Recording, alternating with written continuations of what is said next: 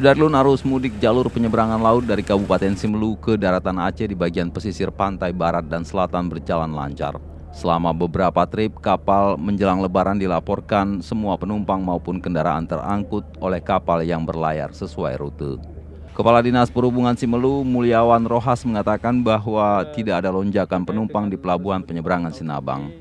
Seiring juga tidak ada larangan untuk mudik pada Lebaran tahun ini, khusus di Kabupaten Simelu terjadi lonjakan untuk arus penumpang yang melalui Pelabuhan Kolo, baik itu yang datang maupun yang berangkat dari Kabupaten Simelu.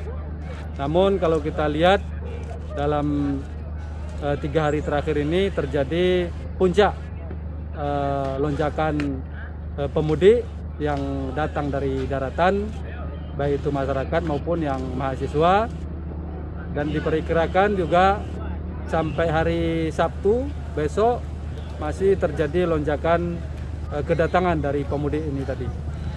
Untuk pemudik yang dari Simelu ke daratan juga sudah dalam 2 hari ini sudah terjadi puncaknya, dan kalau kita lihat memang lebih banyak yang dari daratan ke Simelu daripada yang dari Simelu menuju daratan.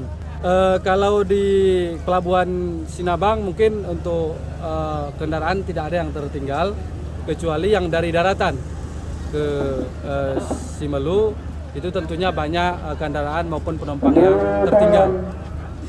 Lonjakan penumpang hanya terjadi saat kapal yang bersandar yang dalam pelayarannya dari daratan Aceh ke Kabupaten Simelu.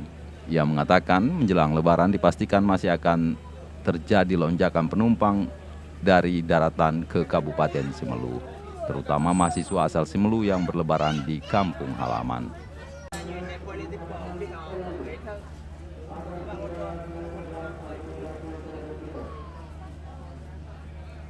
Dari Simelu, Sari Mulyasno, Serambion TV.